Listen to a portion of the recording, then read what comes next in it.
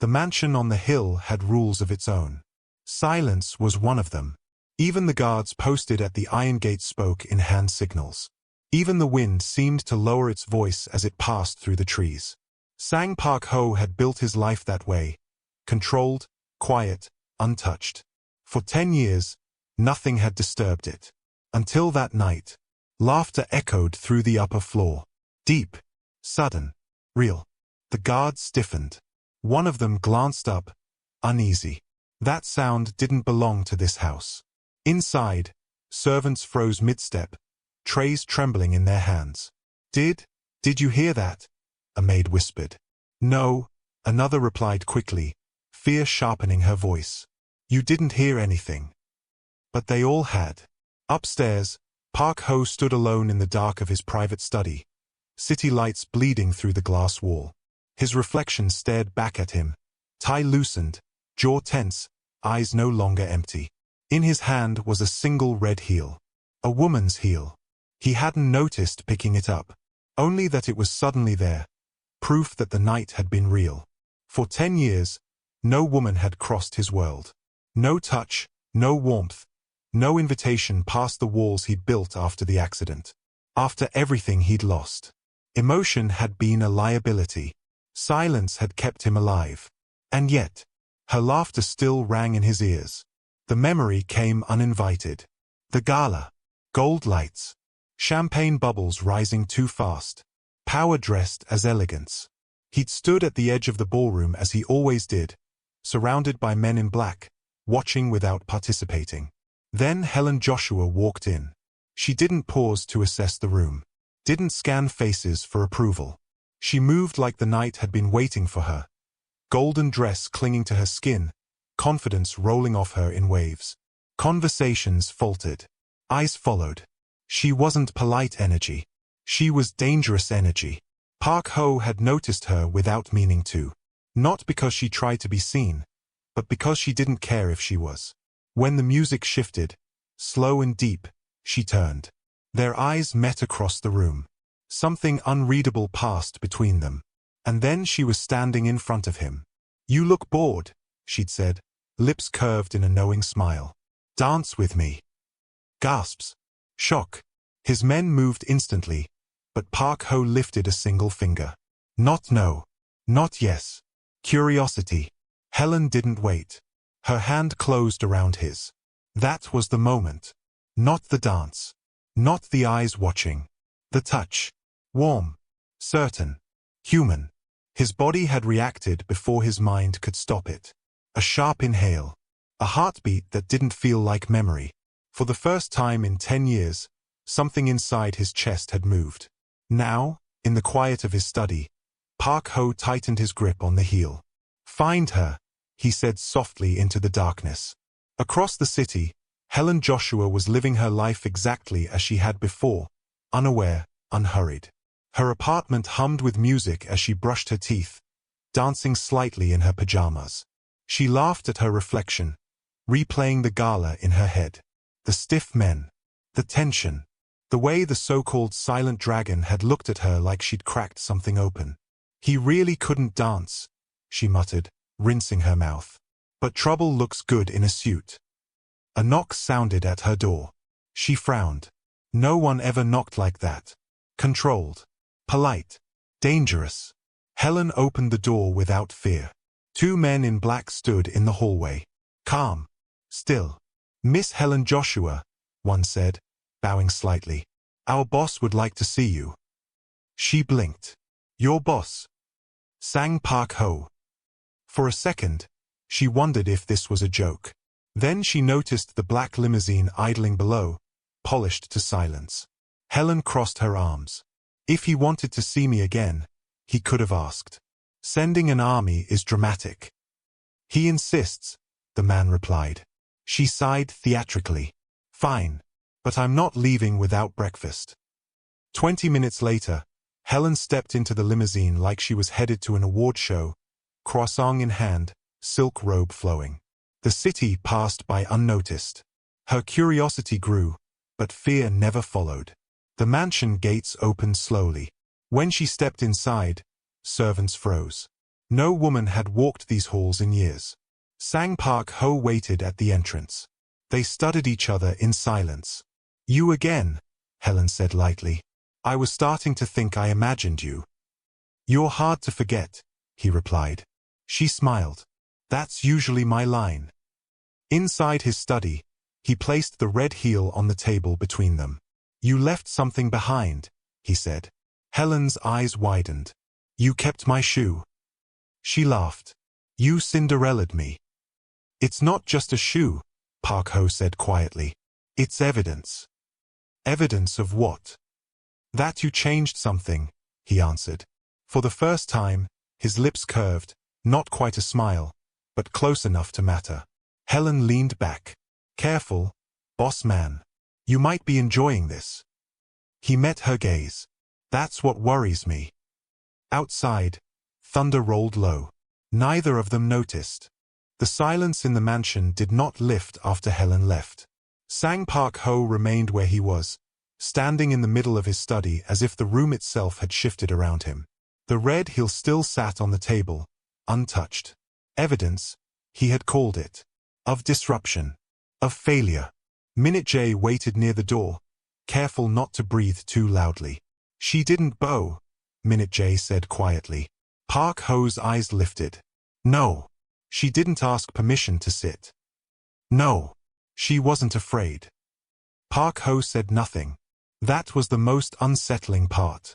"She spoke as if she could leave whenever she wanted," Minute J continued. "And she did." Park-ho turned back toward the window. Outside, the city pulsed with life, unaware that something had fractured behind these walls. "She will come back," Park-ho said. Minute J frowned. "Sir?" "Not because I summon her," Park-ho clarified. "Because she chooses to." Minute J hesitated, then nodded. "We'll keep distance. Quiet surveillance only." Park-ho's voice dropped. "No." Minute J stilled. "She is not to be followed like a threat," Park-ho said. "She is to be observed. From afar." "Yes, sir." Across the city, Helen Joshua stepped out of the limousine and into her street like she was returning from brunch, not a mafia boss's mansion. The car pulled away without ceremony. She exhaled once she was alone. "Well," she muttered, unlocking her door, "that was dramatic." Inside her apartment, the familiar chaos wrapped around her. Warm light, music she'd left playing, a coffee cup on the counter. She kicked off her shoes and leaned against the door, staring at the ceiling. He hadn't tried to scare her. That bothered her more than if he had. He hadn't threatened her. Hadn't raised his voice. Hadn't demanded anything. He had simply watched her, like he was trying to memorize a language he'd forgotten how to speak. Helen shook her head and laughed softly.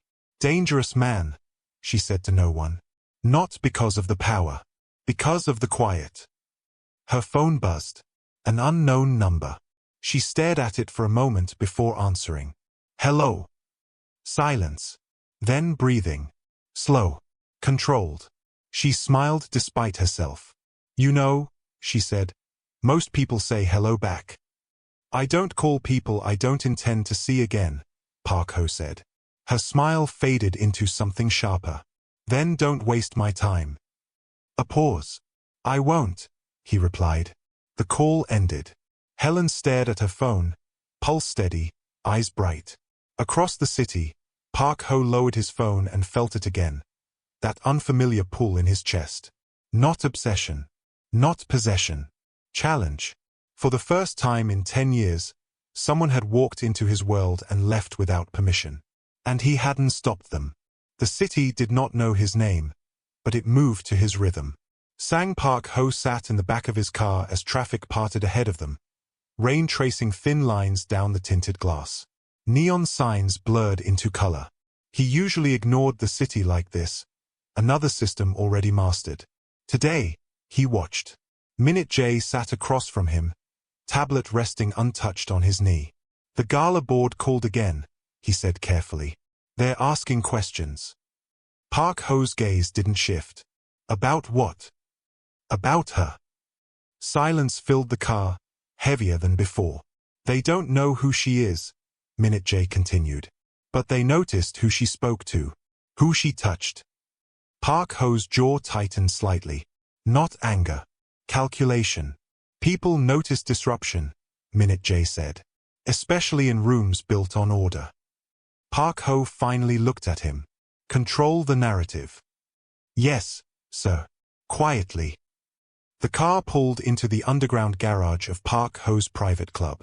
The kind of place where no cameras existed unless he allowed them to. Where deals were made in shadows and loyalty was tested in silence. Inside, men stood straighter as he passed.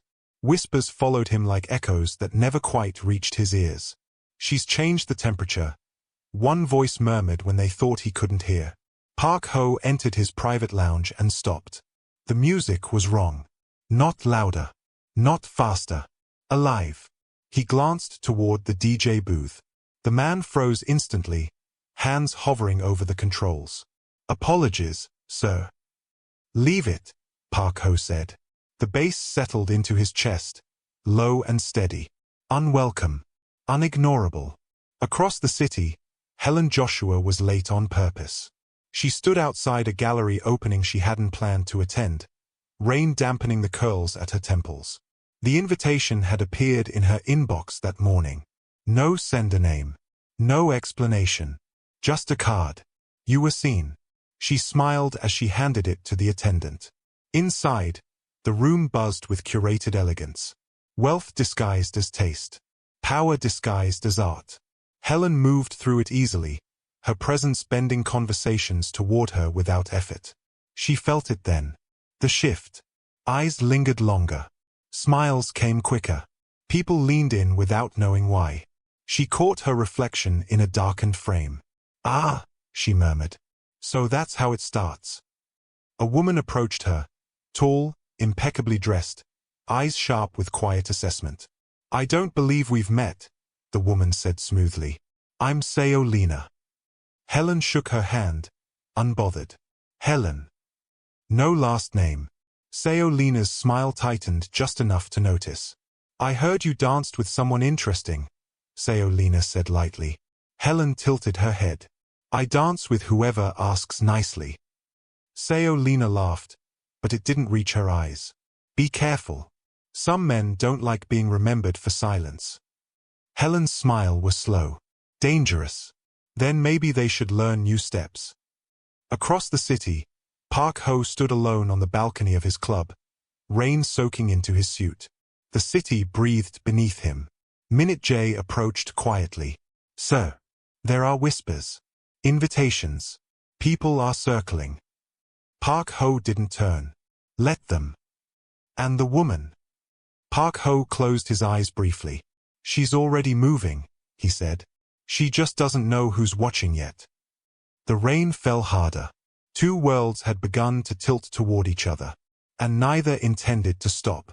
Rain followed Sang Park Ho everywhere that night. It clung to his coat as he entered the mansion, soaked into the stone steps, whispered against the windows like a warning he didn't need spoken aloud. The house returned to silence the moment the doors closed behind him, but it was no longer complete. Something lingered. Minute J waited in the foyer this time, not the study. A small change. An intentional one. There was a request, Minute J said. Park Ho removed his gloves slowly. From whom? A media liaison connected to the gala board. They're nervous. Park Ho didn't respond. They want reassurance, Minute J continued. They don't like variables. Park Ho finally looked up. Then they should stop creating them. Minute J lowered his head. Yes, sir. Park Ho moved past him, ascending the stairs without another word. In his study, the city lights blinked like distant signals. The red heel was no longer on the table. He had locked it away. Not to forget. To remember selectively. Across the city, Helen Joshua was beginning to notice patterns. It started small. The barista who comped her coffee without explanation. The doorman who suddenly knew her name. The invitation that arrived at her apartment door instead of her inbox. This one was heavier. Embossed. Old money. She read it once, then laughed softly. "So this is how they circle," she murmured. At the event, she wore black. Simple. Sharp. She didn't overdress. Didn't underplay it either. When she walked in, conversation adjusted around her like furniture being moved without permission. She felt eyes on her, not hungry, not hostile. Assessing. A man approached, smiling too easily. "You're becoming quite the topic." Helen sipped her drink. "I always have been." "You should be careful," he said. "Attention like this comes with expectations." She leaned in slightly. Then they should manage those themselves. Elsewhere, Park Ho stood behind tinted glass in a private room overlooking another elite gathering. He hadn't planned to attend. He never did. Tonight, he watched. "She's there," Minute J said quietly. Park Ho already knew. On the floor below, Helen laughed at something someone said. The sound carried upward, faint but unmistakable. Something in Park Ho's chest tightened. Not jealousy. Recognition. "She hasn't changed," Minute J observed. "No," Park Ho said. "The room has." A man leaned too close to Helen. Park Ho's hand rested on the railing. Not gripping. Measuring. Helen stepped back on her own. She always did. Park Ho exhaled slowly. That was when Minute J spoke again. "Sir, if this continues, people will start asking who she belongs to." Park Ho's voice was calm, dangerous in its restraint. "She belongs to herself." Minute J hesitated. "And if they don't accept that?" Park Ho's gaze never left her. "Then," he said, "they will learn." Across the room, Helen glanced upward without knowing why. For a brief moment, her eyes met the glass. She couldn't see him, but she felt him. And she smiled. Sang Park Ho did not attend the next 3 invitations. That, more than his presence, unsettled people. He stayed in his mansion, returning to old routines with new fractures. Morning briefings. Silent meals. Long hours in his study where the city glimmered but no longer felt distant enough. Minute J noticed it first. Park Ho no longer dismissed reports about places he did not control. He asked questions. Who hosted? Who attended? Who watched? Never her name. Never directly.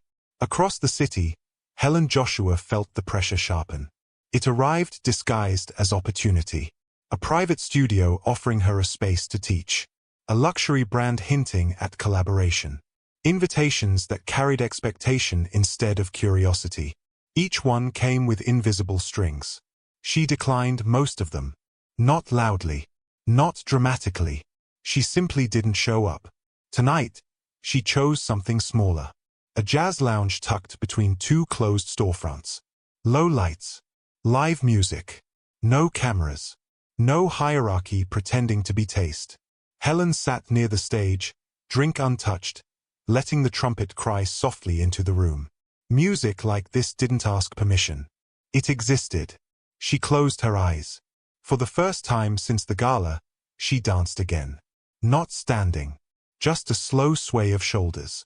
A foot tapping against the floor. Private. Unperformed. She didn't notice the man at the bar until the music paused. Sang Park Ho stood with his back half-turned to the room. Coat dark. Presence unmistakable even without recognition. He hadn't planned to come in. He had passed the place twice before stopping. He told himself it was the music. Helen opened her eyes. She felt him before she saw him. Her breath stilled, not from fear, but from surprise. "Well," she said softly, turning on her stool. "Either I'm imagining you again, or you're very bad at staying away." Park Ho didn't approach. He didn't smile. "I didn't follow you," he said. "I didn't say you did." Silence settled between them, dense but not uncomfortable. The band resumed, slower this time. "You don't belong here," Helen said lightly. "I know." "Then why come?" Park Ho's gaze flicked briefly to the stage. To the musician. To the movement she'd allowed herself when she thought she was alone. "I wanted to see if you always move like that," he said. Her eyebrow lifted. "Like what?" "Like you're not asking." She studied him for a long moment. That touch, she said quietly. At the gala. You've been chasing it. He didn't deny it. I've been trying to understand it, he replied. Helen slid off her stool and stood in front of him. Not too close. Not distant. You won't, she said. Not by watching. The music swelled. She extended her hand. Not demanding. Not daring. Inviting. The room seemed to hold its breath. Park Ho stared at her hand. 10 years of stillness pressed against his spine. Then, slowly, he lifted his own. Not to take it. Just close enough that their fingers brushed. Electric. Controlled. Enough. Helen smiled. That's all you get tonight, she said, withdrawing first. She walked past him toward the exit without looking back. Park Ho remained where he was, pulse loud in his ears. His hand still remembered the shape of hers. Outside, the city breathed. And for the first time in 10 years, he let it. The night did not release Sang Park Ho easily. He stood in the jazz lounge long after Helen left, the music thinning into murmurs, the room returning to itself. His hand hung at his side, fingers flexing once, as if testing whether sensation would fade if ignored. It didn't. Outside, the rain had stopped. The city smelled clean, rinsed of heat and noise. Park Ho stepped into the street without his driver, coat unbuttoned, pace unhurried. He walked. That alone was a deviation. He replayed the moment not as memory, but as data, the distance she kept, the timing of her withdrawal, the way she offered without offering herself. It wasn't seduction. It was permission, with limits. At the mansion, Minute J was waiting. You didn't call, Minute J said carefully. I didn't need a car, Park Ho replied. That earned a glance. Nothing more. There's movement, Minute J said. Not loud, but coordinated. Invitations tightening. People testing boundaries. Park Ho nodded. Let them. And Helen Joshua. Park Ho paused at the foot of the stairs. She is not to be contacted. Minute J's brow creased. Sir. Not by us, Park Ho clarified. Not yet. He went upstairs alone. Across the city, Helen Joshua leaned against the open window of her apartment, the night air cooling her skin. She hadn't expected him to come. She hadn't planned to leave so soon. Both truths sat easily together. Her phone buzzed. Unknown number. She answered without hesitation. You're late. I wasn't going to call, Park Ho said. I know. Silence stretched. Comfortable. Dangerous. You didn't take my hand, she said.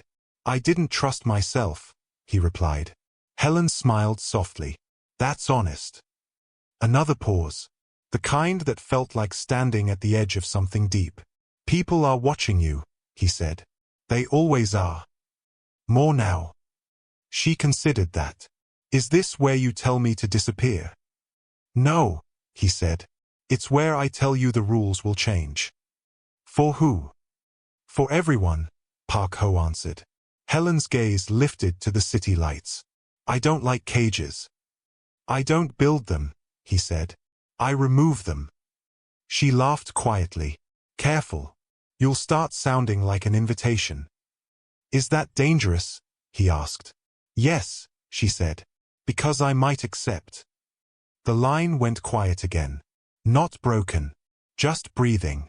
Tomorrow, Park Ho said, finally. There's a place. Neutral. No eyes. Helen tilted her head. That's you asking. Yes. And if I say no? I'll listen, he said. She closed her eyes, remembering the brush of his fingers, the restraint beneath it. I'll think about it, she said. She ended the call first. Park Ho lowered his phone and stood at the window of his study. City stretched beneath him like a living thing. The red hill remained locked away, but its presence no longer felt necessary. He didn't need proof anymore. Choice had entered the room, and it was learning his name. The place Park Ho chose had no name. It sat above the city, not high enough to boast, not low enough to be accessible. Concrete, glass, and shadow. A private terrace wrapped in steel railings, rainwater still clinging to the floor from the night before. No guards in sight. No cameras. Neutral ground. Helen arrived alone. She wore no armor this time. No performance. Just herself, dark coat, hair loose, eyes alert but calm. She took in the space in one slow sweep, then looked toward the man waiting by the railing. "You always pick places that feel like decisions," she said. Park Ho turned. "So do you." They stood facing each other, several steps apart. The city hummed below them, unaware that something delicate was unfolding above its noise. "You asked," Helen said. "So I came." "I didn't expect you to," Park Ho replied. "That's honest," she said. "You're getting better at that." A faint breath left him. Not quite a laugh, but close. "I haven't invited anyone here in 10 years, he said. She didn't ask why. She waited. "When you touched me," Park Ho continued, voice steady but low, "it wasn't desire that woke up. It was awareness." Helen's gaze sharpened. "Awareness of what?" "That I was still here," he said. "Under everything I built to survive." Silence settled. Not heavy, not awkward. Intentional. Helen stepped closer. One step. Then stopped. "I didn't touch you to save you," she said quietly. "And I won't stay if that's what you expect." "I know," he replied. "That's why you're still standing here." The wind shifted, carrying city sounds upward. Music, laughter, life. "You live like the world is something you observe," Helen said. "Not something you join." "I did," he corrected. She studied him for a long moment, then reached out. This time, she didn't take his hand. She placed her palm flat against his chest, over his heart. The contact was brief, grounding, intentional. Park Ho inhaled sharply. 10 years collapsed into a single beat. She stepped back before he could move. "That," she said, "is where it ends for now." He nodded once, accepted it. Below them, a phone buzzed in Park Ho's pocket. He ignored it. The second buzz was insistent. Minute J's name lit the screen. Park Ho answered without breaking eye contact with Helen. "Yes." "There's been a leak," Minute J said. "Photos from the gala resurfaced. The media's moving faster than we anticipated." Park Ho closed his eyes briefly. Helen heard enough. "So," she said calmly, "this is where the world catches up." "Yes," he said. "And it won't be kind." She smiled. Not soft, not afraid. "Good," she replied. "I don't like easy stories." Park Ho watched her turn toward the exit, coat lifting in the wind. "Helen," he called. She paused, looked back. "I won't cage you," he said, "but I won't pretend this won't cost something." Her smile was slow, certain. Everything worth touching does. She left. Park Ho stood alone as the city surged beneath him, no longer distant, no longer silent. For the first time in 10 years, he did not retreat from it. He stepped forward. Thank you so much for watching part 1. Things are only just beginning. Stay tuned for the next episode, and please like, subscribe, and share.